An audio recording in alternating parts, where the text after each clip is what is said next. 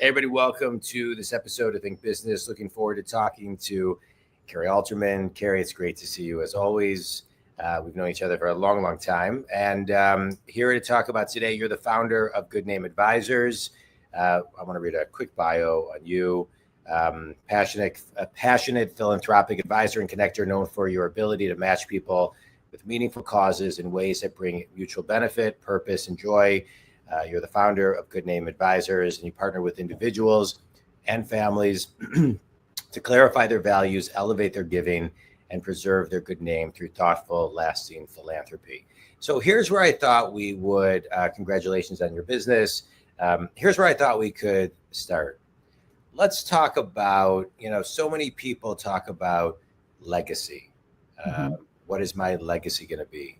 And I'm a big fan that legacy isn't something that just happens when you're, 80, 90, 100 years old and give away money. I'm a big believer that it's how you live your moments and your days. And so let's just talk about legacy for a minute, right? And then I want to kind of morph into a little bit about the name of your company. But what does legacy mean to you and the people that you represent?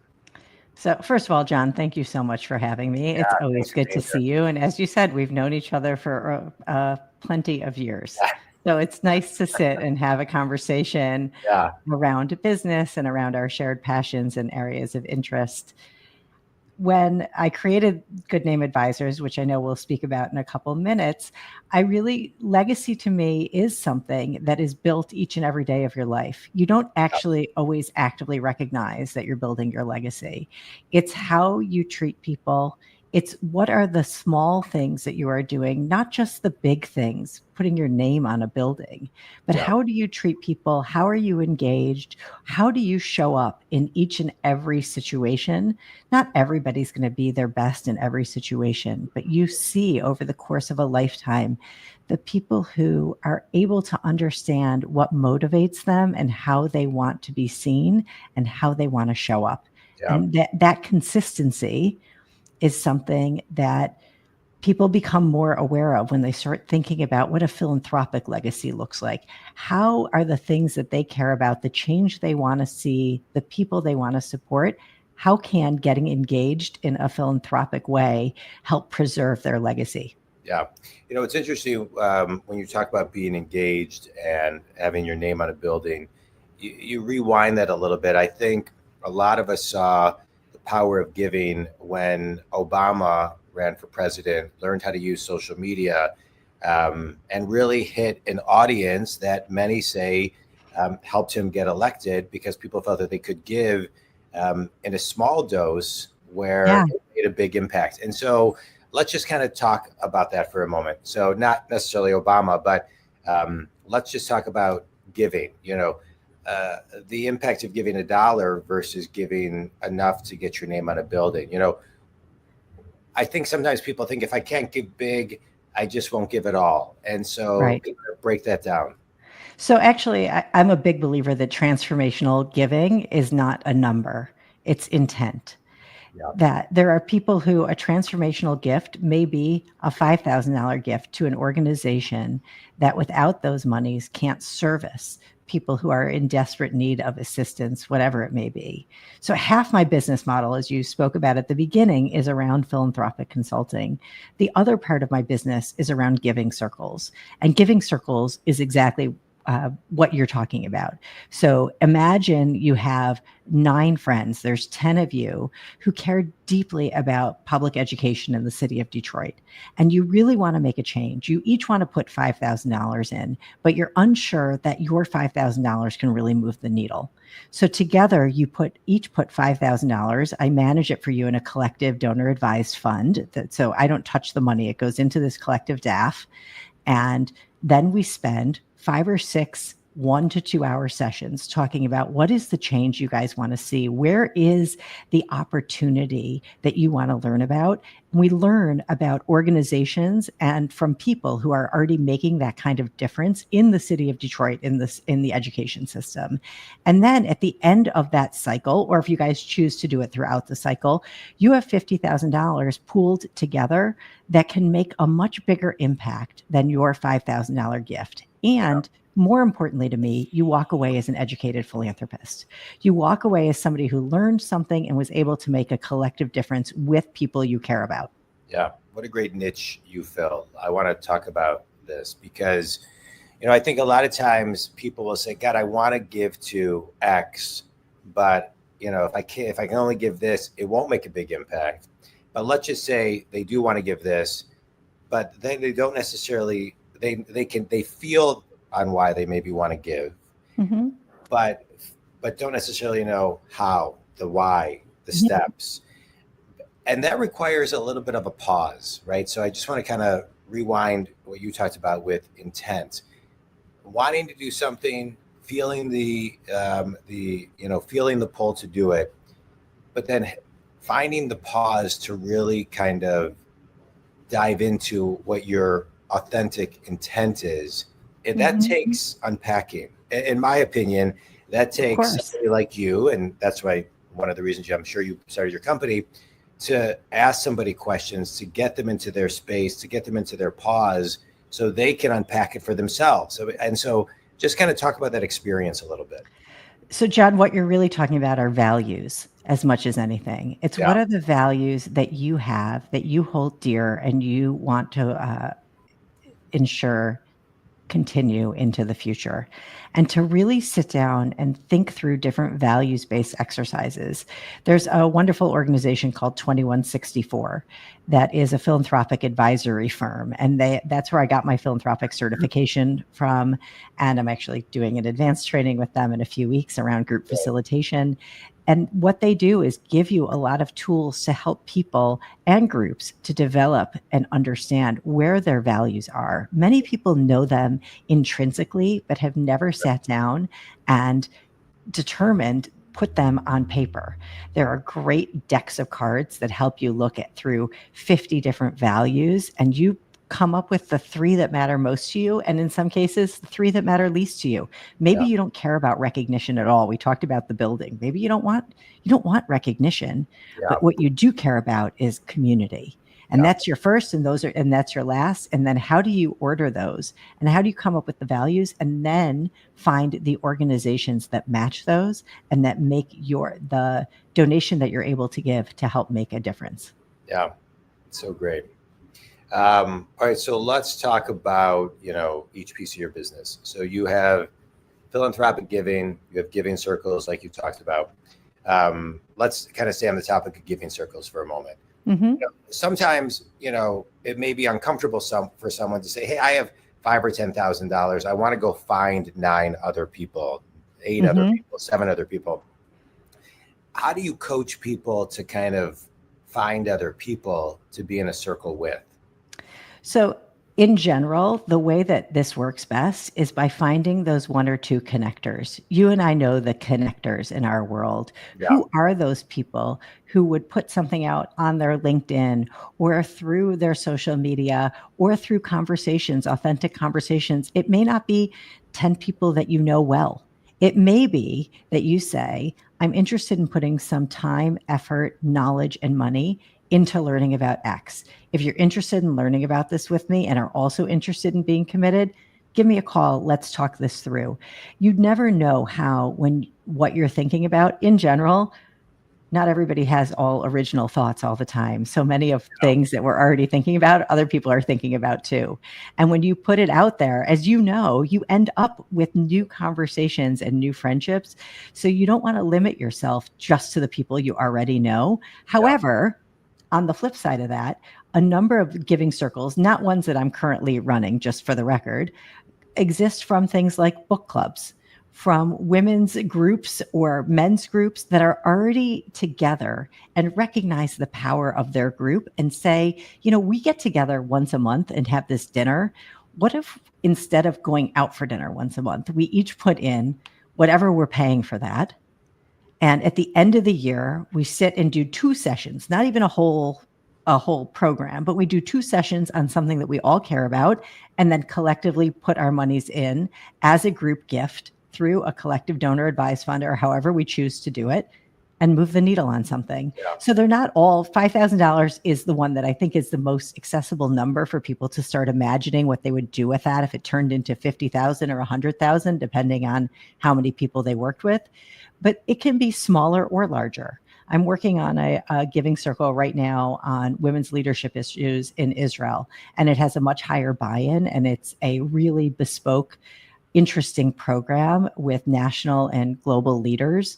And that has a different kind of cadence and a different level of knowledge gained than a smaller one that could be around, like I said, a men's group that meets, monthly for dinner. Yeah, it's great. What moves the needle today? There's all different levels of things, and yeah, we're talking about different values, dollar amounts, I mean, and what does move the needle? Because I think there's this piece of somebody, you go to the grocery store, do you want to donate $1, $3, or $5 and add it to your bill? Do you want to round up your $24.32 to $25 and donate to X? Yeah. A lot of that, adds up, and all the small compounds to big. So what moves the needle? I think intentionality is the key to moving the needle. That to say there's any one sweeping number or action that moves the needle doesn't make it doesn't ring true to me. Yeah. If you are, when you just like, yeah, sure, add it up. Are you thinking again that you gave 68 cents to a women's health crisis center? Do you ever think about that again and wonder how much money they raised and where it actually went? I never. If I'm rounding up, if I'm doing something like that, I do think about it in the moment. But, right, but I mean, ever again, no, I do not think about it again. No. So the intentionality of the moment is, sure, of course, I'm a charitable person, and I'm never going to notice that those cents leaving my bank account. But the intentionality, if you then walked out of there, if those programs said, we'd also like you to learn about what it is we're doing and who we're raising money for, and you're studying it, when you're an intentional, educated philanthropist, and I say a philanthropist is not somebody who only gives away mega amount of money. It's what you determine as valuable to you and what is a significant gift from you. When you're doing it with intention and you're studying and understanding, that to me is what makes the difference. Yeah, you bring up actually, I think, a really good idea, which is, click here, because they usually have your email. Click here and we'll email, or click here and we'll text you more information about our organization. Or a QR code right there on the sheet. Right. I mean, that would create a much longer shelf life, more intentionality, like you're talking about, and future givers. It's very transactional. And what if what if that QR code took you to a little counter where you saw how many different people were adding in money from all the different checkout counters at all those, supermarkets in that particular chain, to start understanding that you're part of a movement and you see the difference that you're giving when you're all together. I think the collective opportunity for philanthropy is incredibly important and shouldn't be underestimated. Well, you bring up a really good point that, and I hadn't really thought about it, but the way that even these companies are doing it and many organizations is kind of archaic, right? It's kind of archaic. And so I never really thought about, add $1, add $3, add $5. I never really thought about, God, I wish there was something here that I could click QR code or text to learn more, so I'm more even emotionally connected to it, and then begin to do my own self-study. So I think there's a business there, Kari. Absolutely. I don't want to knock the organizations or the companies that are doing this, because I do think that it makes a difference for sure, and it moves the needle for those organizations. But is there something that they could do to deeply improve upon that and find themselves more committed donors, advisors, and what have you? Absolutely. It's great. It's a much more multidimensional way of looking at it. Yeah, instead of just checking the box, which I think is what they do. Yeah. And I think checking the box gives people, I know it gives me when I do it, a little, jolt of dopamine. You feel like you gave something. There's a level of, gratitude I feel for my life when I do it. I like being, I like giving. So it kind of, it hits a lot of things at the same time. But to your point, I couldn't tell you one of the places that I've given to at any place that I've given to in those settings. Yeah. And so I think that it's an untapped opportunity. Yeah. All right, good. I like that. All right, let's talk about your role when it comes to philanthropic giving.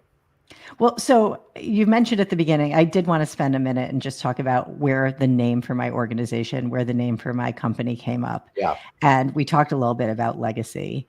And you and I, unfortunately, have had shares of loss in our family, and we know how much legacy matters and how we hold those who have passed with us at all times and in different ways. Last year, my father-in-law fell ill. He was healthy for his entire life, kind of guy. Fell ill. He had been declining a little bit. He was in his late 80s, and then in December, he ended up in the hospital and really never came home. And he had a condition that was hard to watch. He really had very little muscle control. He had no tone left. And here's somebody who was always so vital and interesting and was a big walker and would do all these things. And here he was, and he couldn't lift his hands to even, I would feed him coffee. I would hold his coffee mug for him. I'm so sorry. And he said to me, is it public? One day he said to me, is it public that you're leaving your position? And I said, yeah. And he said, you know what you're going to do next? And I said, I'm thinking about it. I have an idea. I'm just playing with it. And he said, well, how can I help? And I said to him, Pops, you can't even stand up right now. Like, thank you. But he had that kind of mentality. That was his default. How can I help? What can I do to make it easier for you? What can I offer you?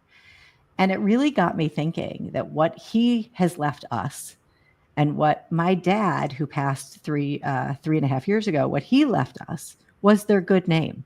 That's what you leave. You can't take, there's so much you can't take with you, right? And they weren't particularly philanthropic in the sense that they left big philanthropic gifts at organizations. But what they did is both my dad and my father-in-law gave us really strong names. And they gave us a legacy to lean on and to learn from and to enhance through all the different ways that legacy matters. I spoke this past week, or I sent out my blog.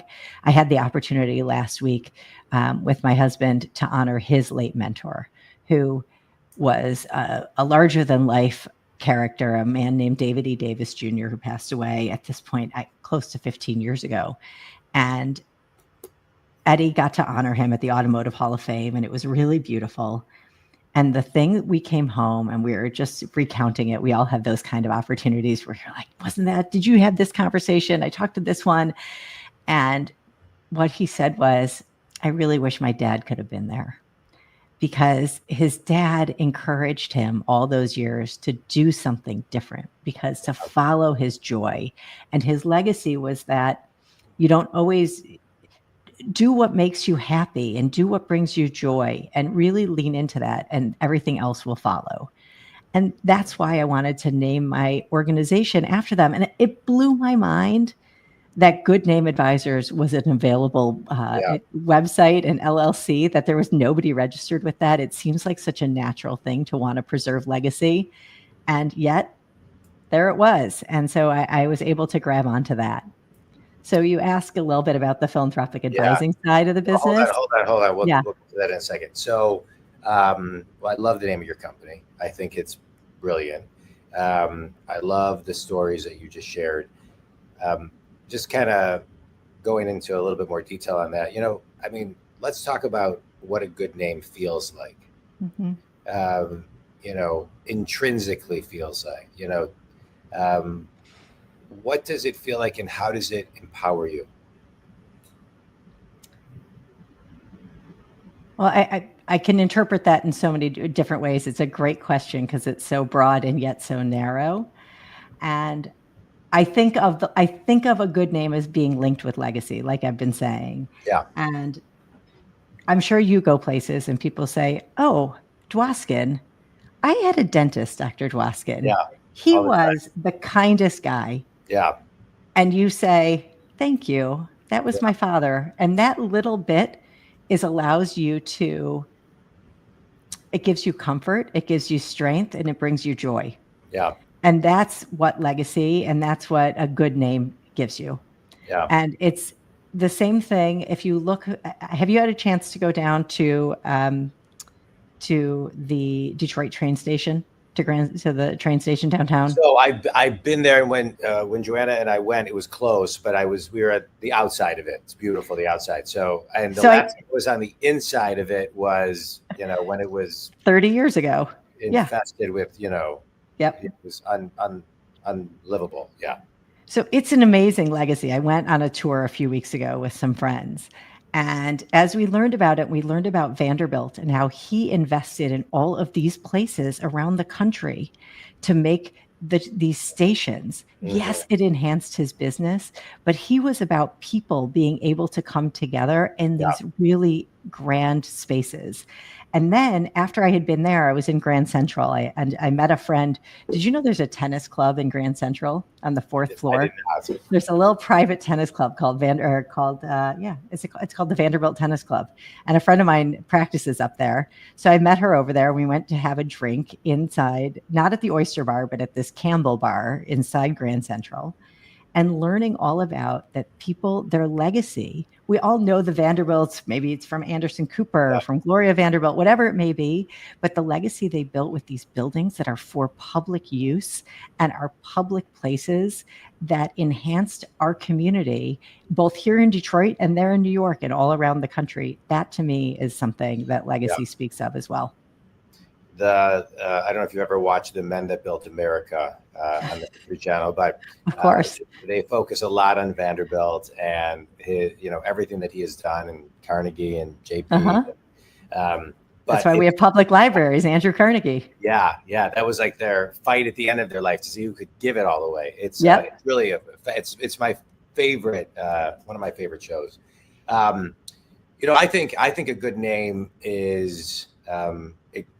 To your comment earlier about my dad, or even if it's about my mom, or if it's about my mother-in-law or other people in my family, I find it very grounding.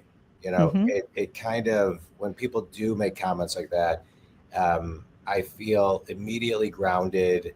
A lot of, just appreciation, because the older I get, my lens of some things have, evolved. So it means different things at different times for me, but overall, and so, and the older I get, the more I can really appreciate, those comments. And a good name is so important. It's so important. Yeah.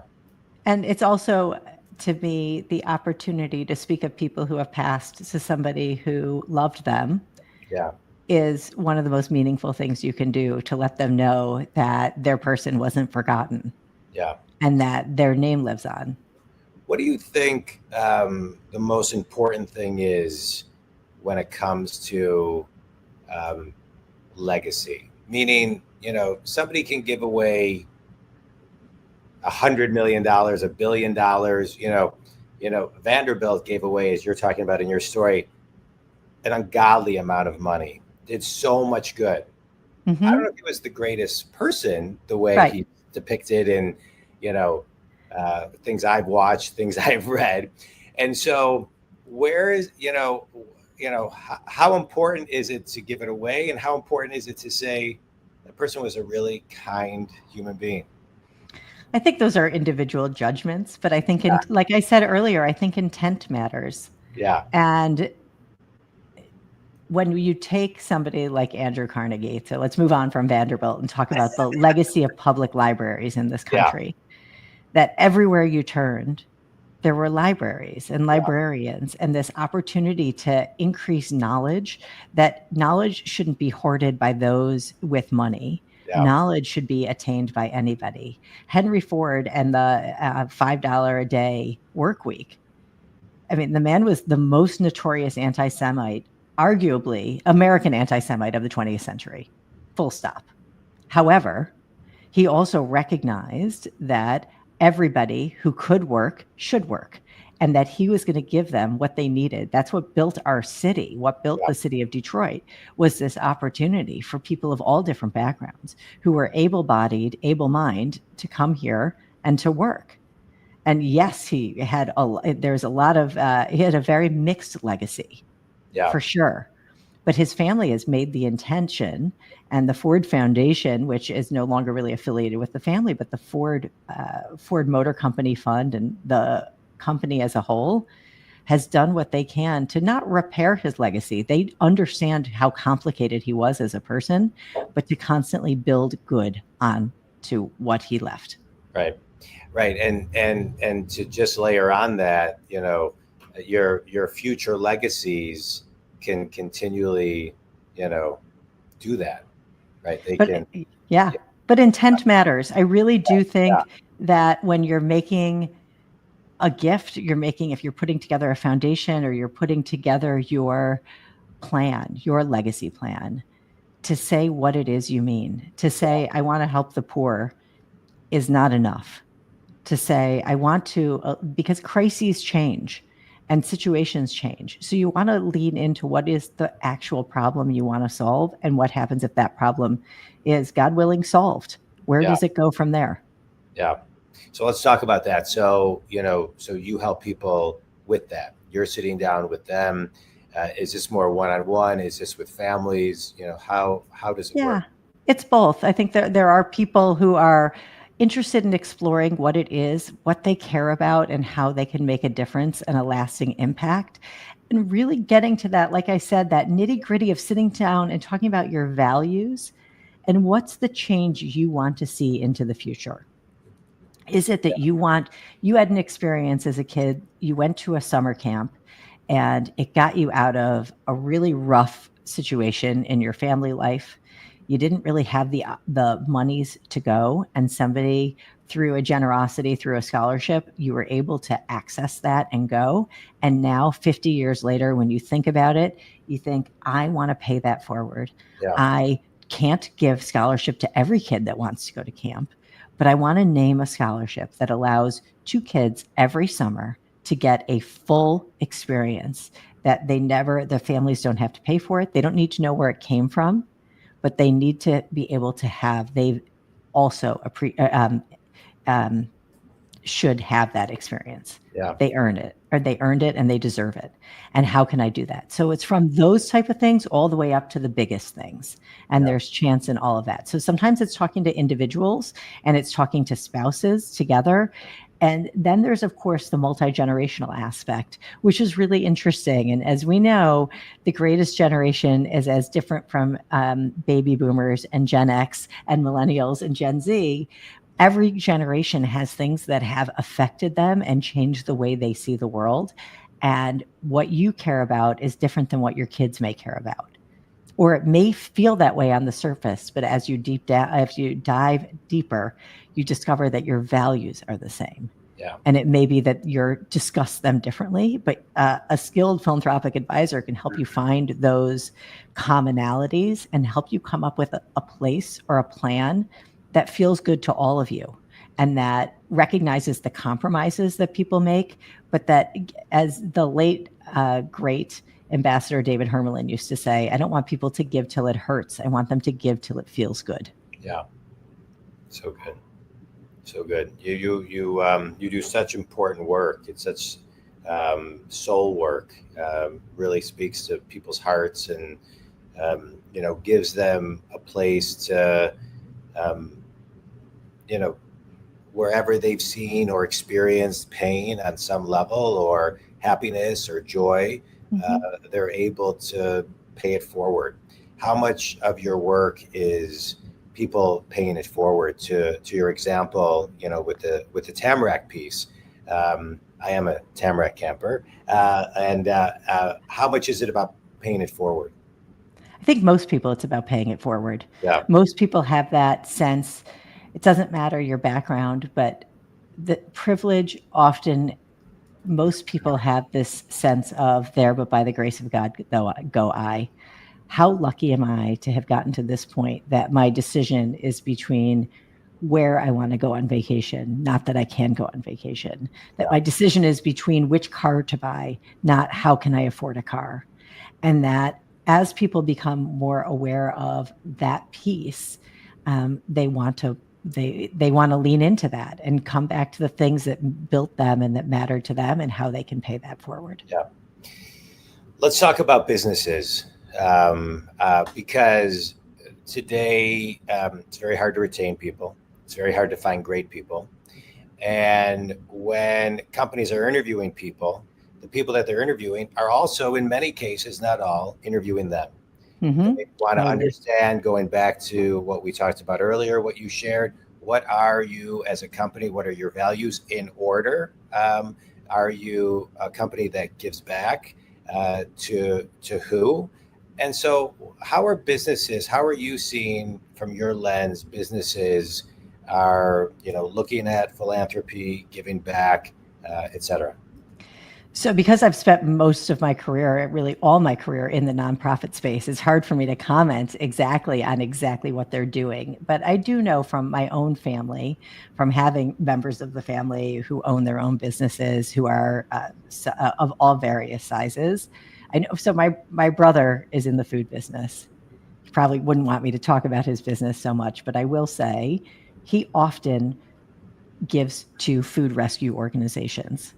Whatever it may be, even if it's stuff that he doesn't have in stock, that's food that he distributes, he is interested in understanding how it's aligned with his company values. Yes, that is how they're making their money, but also they recognize that sustenance is important and nourishment is important for those who can't afford it as well. Yeah. And how can you? So I look for companies, and I hope that companies are able to find that area that aligns with what it is they're already doing, and giving its pro bono services for attorneys and for medical professionals. My father-in-law was in the flooring business, and he would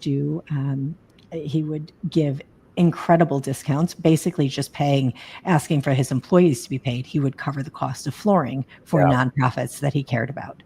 So I think every organization, every business has an area that there is their niche, and they can help to work that forward into those with less resources and align with what they offer. Yeah, I love it. All right, let's talk about you for a minute. You, I've sat on boards with you. You've been incredibly involved in the community.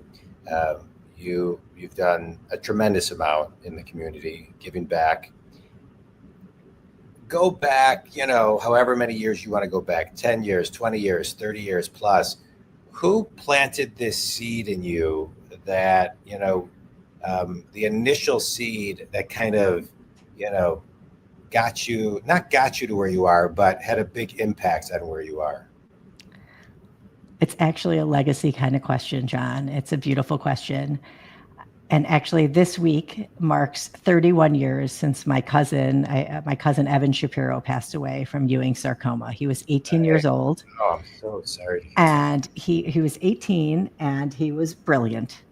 And I was very close with him. He was 4 years younger than I, 3.5, something like that. And when I was in college, I didn't go abroad because Evan was in treatment for cancer, and I would come home. I went to visit him when he was at Sloan Kettering, and I would come home on the weekends my junior year in college to just kind of hang out with him if he was up for it and he was around, just to even check in for an hour. And I was thinking about applying for law school.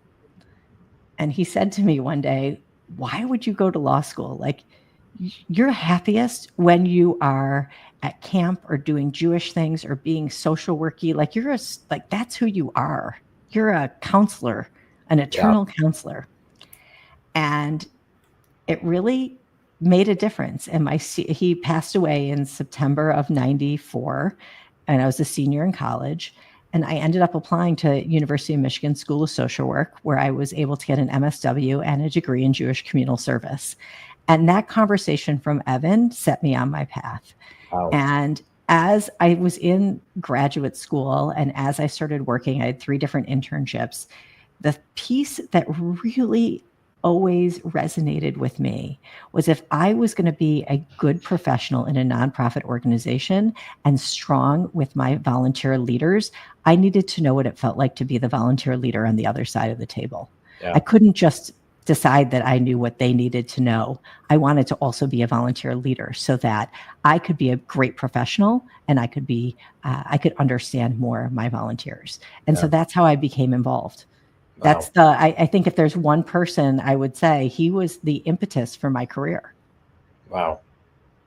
Well, that is, I'm sorry for your loss. That's a devastating story, but also an amazing story. I love to talk about him. We never know when those moments are going to come. I remember when I was 18 years old, I was never much of a scholastic student, and I was going to college. I was 18, and my dad said, I think he handed me a tape set by Brian Tracy, The Psychology of Success, and he said, I know you'll do well in college, but I think you'll learn more from people like this than you will in school. And I started listening and became addicted. And I knew the very first time I, put my Walkman on, Kari, that I wanted to be a business coach. I wanted to write books. I wanted to be a business coach. I wanted to grow companies, start company. I just kind of knew, but it was that specific conversation that, fast forward in my early 40s, I started, my coaching company. So, you never know kind of how things play out and what those, moment conversations impact they have. Absolutely. Yeah. I love that through line. And that it was, something I have always said to younger people in their career, that nobody's career makes sense through the windshield. It only makes sense through the rearview mirror. Right. That you may have had a destination in mind, but you didn't know what it was going to take to get there. Right. And all those different opportunities, the good, the bad, the ugly, the things that brought you great success and the things that you basically felt like you fell on your face, all of that led you to this moment. Yeah. And you got to be grateful for all of those different experiences. What was one thing you did to realize during the movement of all of that, when you realized it wasn't a straight line? What was one thing that you had to do to kind of like I can say for me, I had to surrender and just kind of let things unfold without, just let things fall into alignment. I believe in free will and things of that nature, but it was just kind of like, okay, I'm here. I got to learn my lessons here. And then, something else will kind of show itself. What was it for you? For me, it's always keeping myself open to conversations and relationships with other people. Yeah. And that I know how you treat people. You treat people with respect and with kindness. And when you treat people with respect and kindness, they generally do that for you as well. And you never know where a conversation will lead. I'm always interested in understanding. I always say, how can I help you to people? Yeah. And if there's a way I can help them, I'm going to do it. If it's, not just because it's good for me, but it makes me feel good. And that's important. I love connecting people. And all those different connections led me to this moment where I was able to say, would it be an easier path after I left? I spent, as we've intonated, I've spent about 30 years working in the nonprofit world, about a decade at one organization, about a decade at a second, and then about a decade at this third. And at the end of all of that, it was very easy. I realized that I see myself in decade chunks in so many ways, that it was easy to be like, I should just apply. I could do anything I wanted to do right now. I have a great resume. I could absolutely just be hired and go do something. But that wasn't what I really wanted to do. I wanted to see where this type of opportunity to be a solopreneur and to have a small business that allowed me to do what I love to do, where it could lead me. And that's where I'm at right now. It's great. It's great. The work you do is beautiful work, and helping people kind of find their path to giving, to paying it forward. And I think helping them define something, which I don't know, and this isn't about them, but I think it's just, I read a book many, many years ago. It's one of my favorite books. It's called The War of Art by Stephen Pressfield. And the book basically defines the word resistance on why human beings resist what we need to do most. And so he kind of defined this word resistance, and one of the things he talked about was people feel this, they just didn't know how to define it. And I think your work is kind of similar.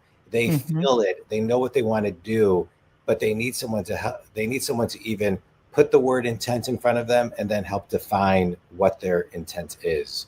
And I think what you do is great. Quick speed round. A book that's had a big impact on you. Gosh, I am a big reader. Fiction, I would go with Amazing Adventures of Cavalier and Clay. It's one of those books that I read that probably 20 years ago, and it's a point of contention with some friends because they didn't like it, and there was something about that arc of that book that just really stuck with me. Just stuck. Yes. All right. Yeah, I'll go with that for now. Best piece of wisdom you've ever received?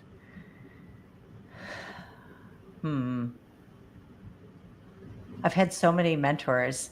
My late great mentor, Harleen Appelman, told me when I took a job at the William Davidson Foundation, her one piece of advice to me was, it's not your money, which sounds funny. No, I get that. But was incredibly grounding. That's very insightful. To remember that I'm there to support the family and to support their decisions. Yeah. And that's something that always, I think it's led me partially to where I am today. Yeah, I think it's great advice.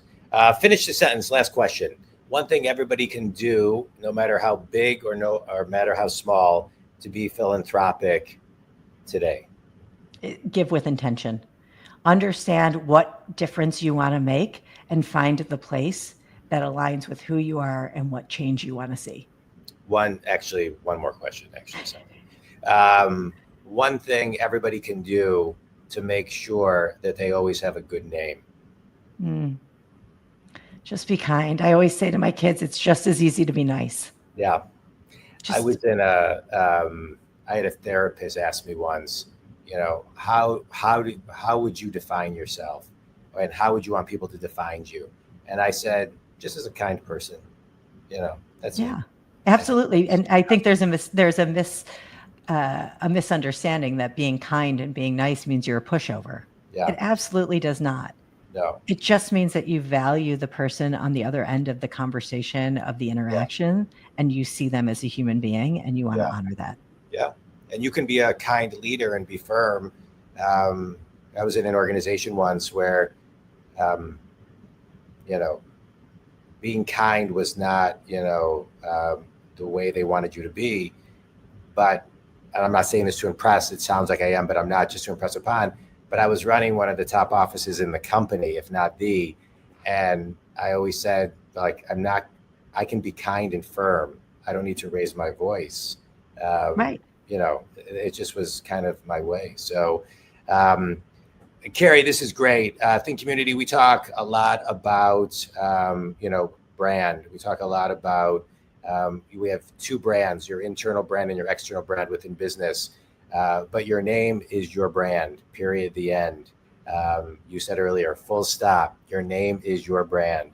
And I talk to my kids all the time, you only have your name and your brand and your reputation. Honor it and make great choices. Think Community, goodnameadvisors.com. Kari, tell everybody who your ideal clients are.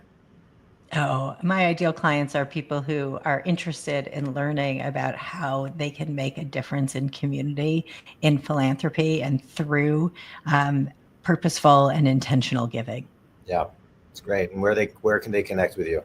They can find me at goodnameadvisors.com. And I am actually in the middle of upgrading my website and putting some more things on there. I put it together. I had a young man who helped me put it together early in the year when I was just developing it, to give me kind of a placeholder to land as I was developing the concept. So we're much further along. We only found it in this year in 2025. And I look forward to seeing where we go into the future.